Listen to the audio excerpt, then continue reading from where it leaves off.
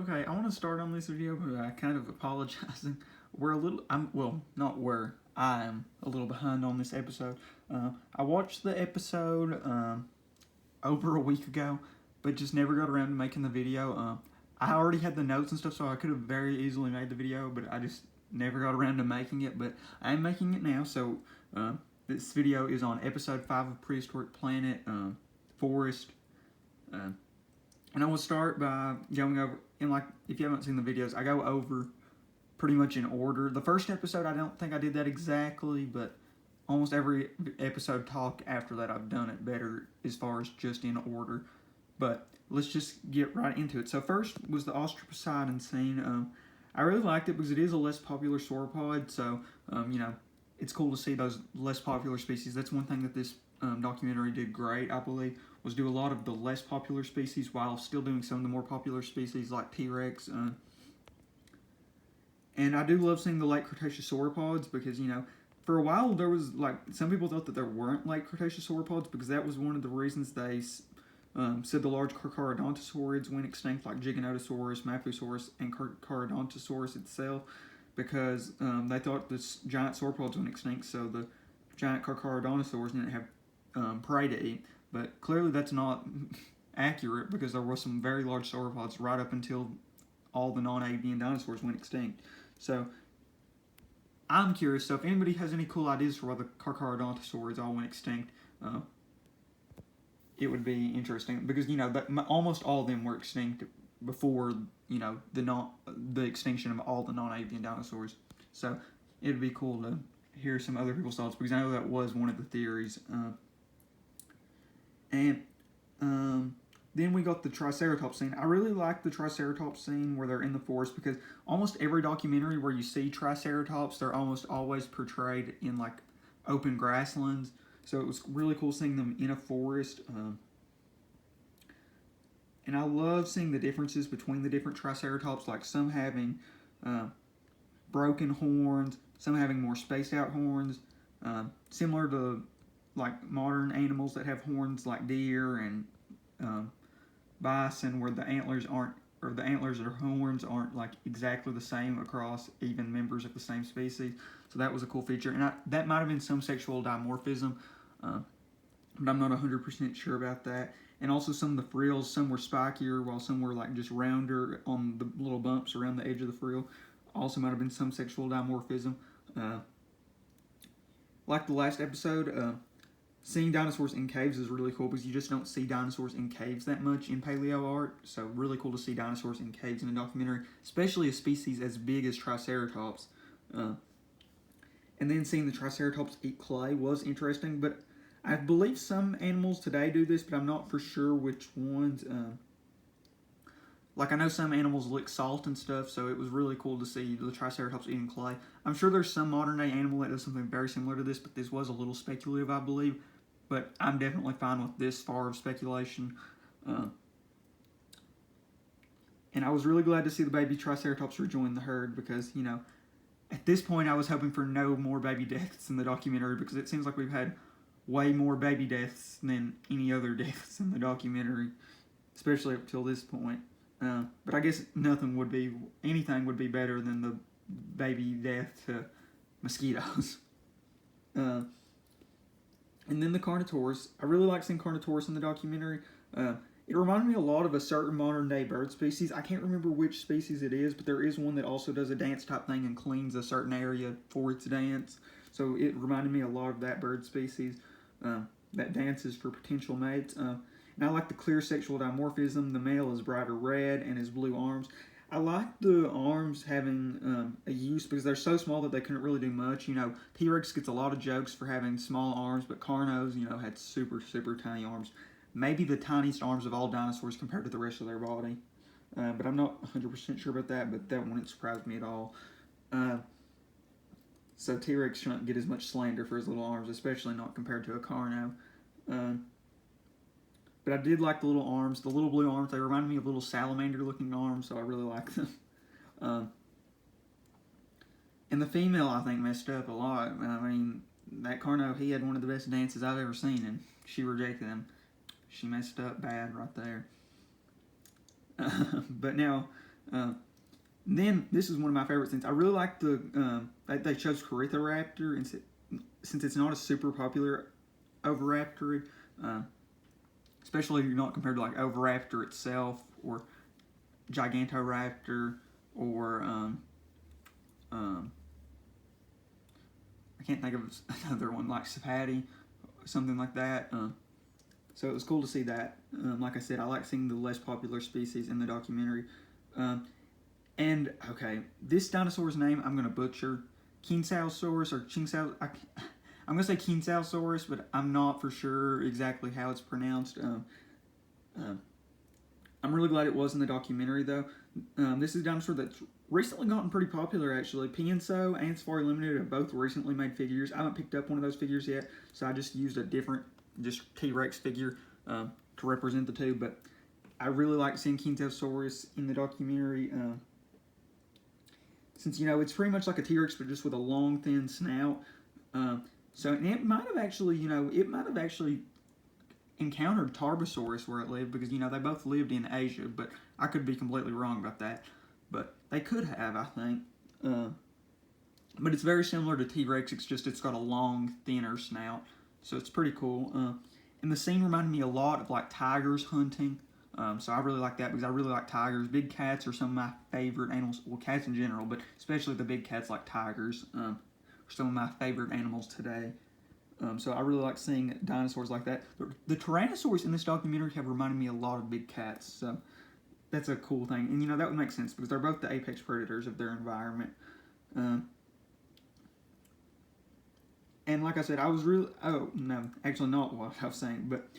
I was very excited to see the Kinsausaurus make a kill because I really love a good predator-prey hunting scene. We haven't had a ton of predator-prey hunting scenes in this documentary, or just predators fighting prey or predators fighting predators. But I personally do like a good predator versus prey fight or a predator versus prey hunt a lot, so I definitely enjoyed it. And then I was glad to see more Hadrosaurs, especially them parenting, and especially glad to see it being Edmontosaurus, a species I really like. You know, Edmontosaurus is a really cool hadrosaur, one of the coolest, I think, just because it's so big and such a cool dinosaur, and it lived in such a cool environment with, like, Triceratops, Ankylosaurus, T-Rex. And like I said, I was really glad that they called it Edmontosaurus instead of just saying a hadrosaur. And then we got to the Atrociraptor. Considering we're going to see it in Jurassic World, I was glad to see it in a more accurate representation. And I know Jurassic World actually just came out a few days ago. I haven't watched it yet. Actually did pick up this. This is kind of going with my other hobby. I also do collect Funko Pops, so but that's more on a different channel thing. But that's the reason why I have the Jurassic Park, or the Jurassic World Funko Pop. That's the Atrociraptor, or I'm probably butchering the name, but it's cool to see the more accurate representation, because the one that we're going to see in this film is not going to be accurate at all. I do really like the Pyroraptor, though, that they're putting in Jurassic World. It's definitely my favorite looking of the three raptor species, of the Velociraptor, Atrociraptor, and Pyroraptor. It's my favorite looking in the Jurassic World movie, at least from the trailers. You know, I haven't actually watched the movie yet. I'm going to watch it pretty soon.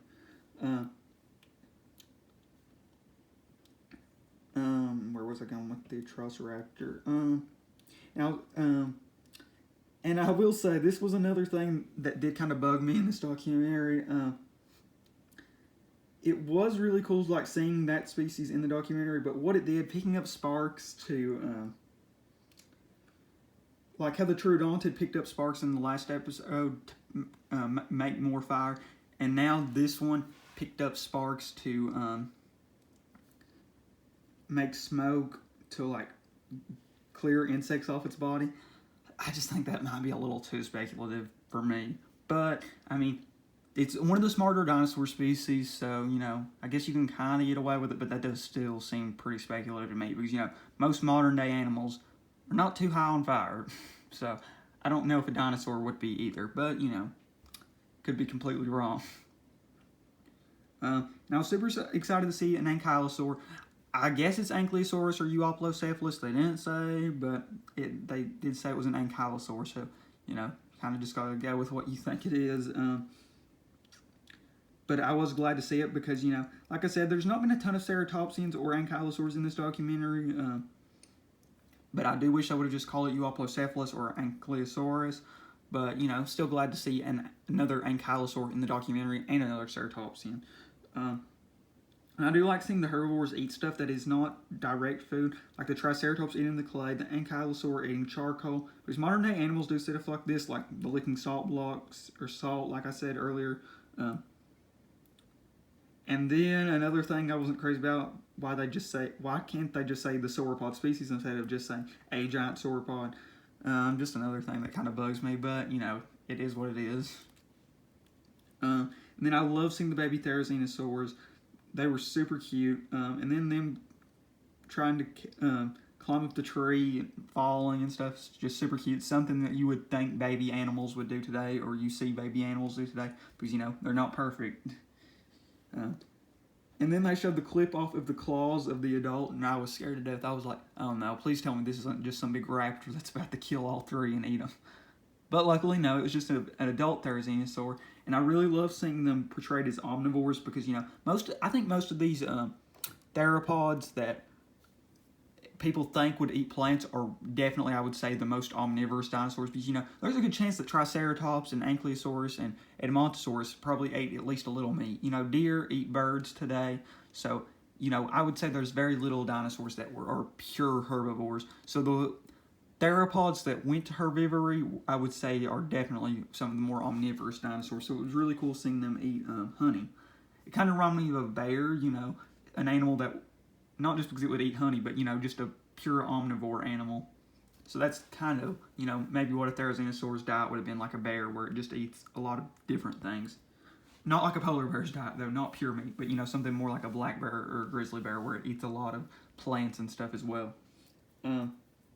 So I did love seeing the therizinosaur eating the honey and the beehive, because, you know, all the larvae and stuff in there would be very nutritious for a therizinosaur.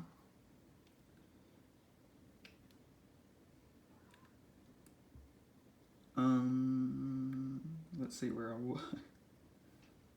And then glad to see another hadrosaur be named. I don't remember which species this one was, though, but I did like seeing another hadrosaur.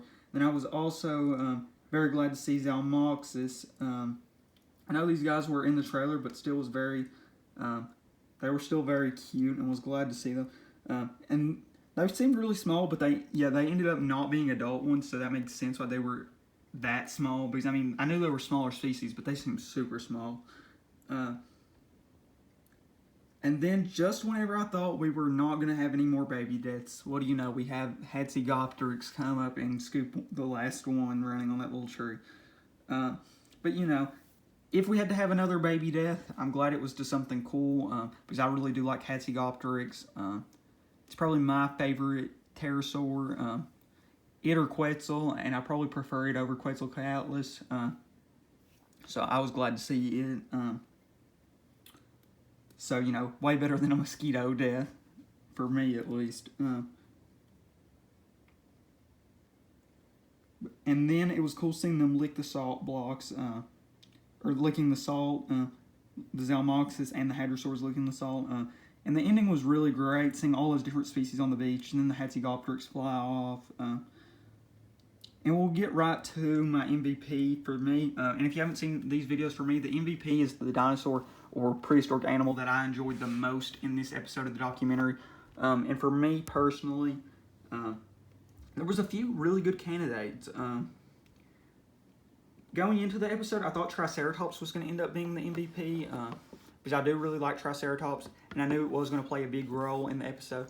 But it was one of the main runner-ups, probably the second runner-up actually, though. But I did really enjoy the Triceratops scene.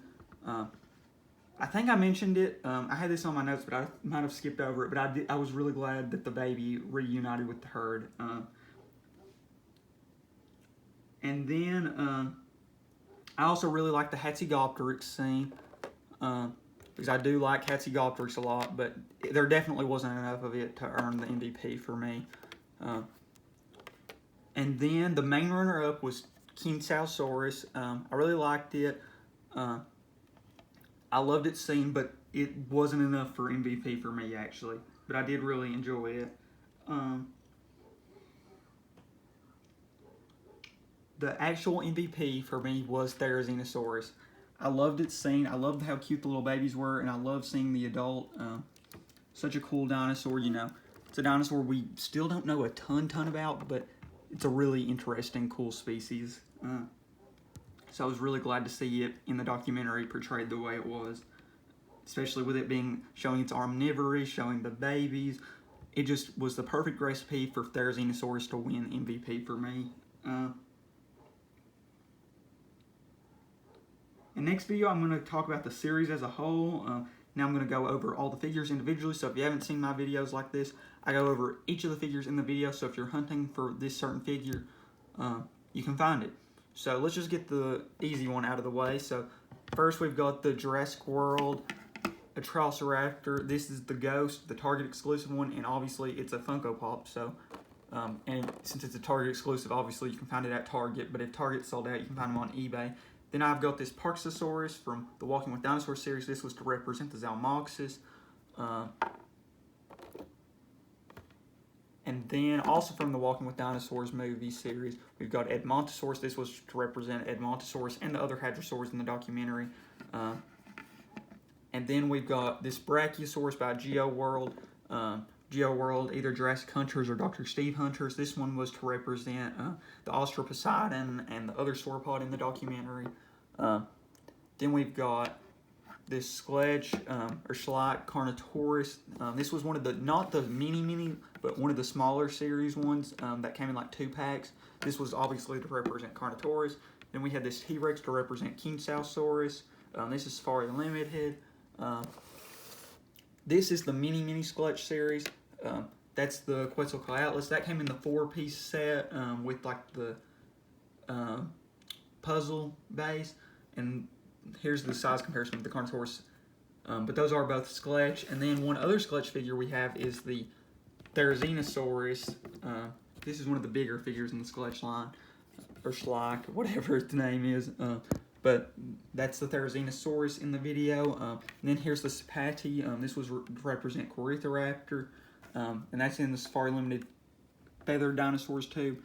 And then we have this Safari Limited Carnegie Collection Triceratops to represent Triceratops. And then we've got the Papo Ankylosaurus to represent the Ankylosaur in the documentary. So those are all the figures. So if you want to hunt for them, you can get them. Or at least try to find them. And once again, another great episode. And I'm sad that it is over, but I'm glad I got to watch this documentary. Because I believe it's the best documentary out. Note, I did not say dinosaur documentary. I specifically think this is the best documentary out currently. But I'm not sure if it's my personal favorite, though. But I really enjoyed it. And definitely think it's the best dinosaur documentary currently out. So, I would definitely recommend watching it. And I was a little late, like I said, making this video. I'm a few days later, or probably a week later than I should have been. But glad to finally get this video out. So thank you all so much for watching. Stay tuned. We're going to do some more videos. We're going to have a conclusion video. And I've got a lot more cool dinosaur stuff. And we're going to have a Jurassic World reaction. So stay tuned for that.